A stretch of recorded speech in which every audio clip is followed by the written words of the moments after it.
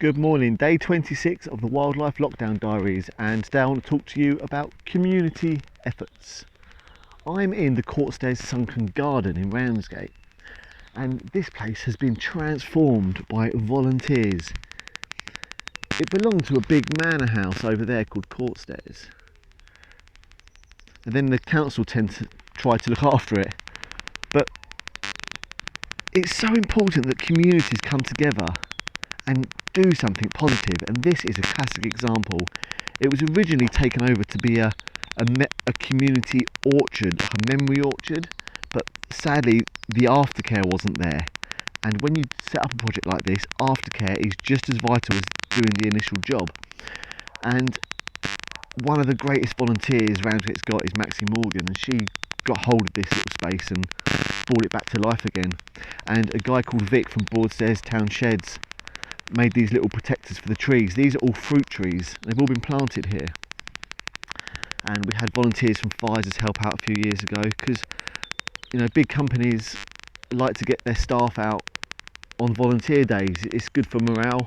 It's a good thing to do. You're making the world a better place. It's good for team building. And we've got a load of fruit trees planted in here, and they're all in blossom at the moment. This was on Facebook, this whole project, and it's absolutely brilliant.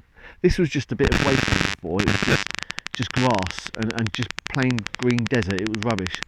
Now look at it, all these trees and this furniture. It's great. There's 28 trees in here altogether,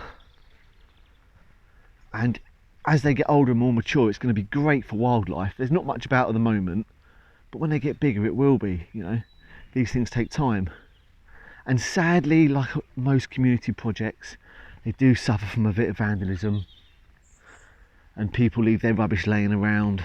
Well, here they've built their own tree where they've been having a lockdown party.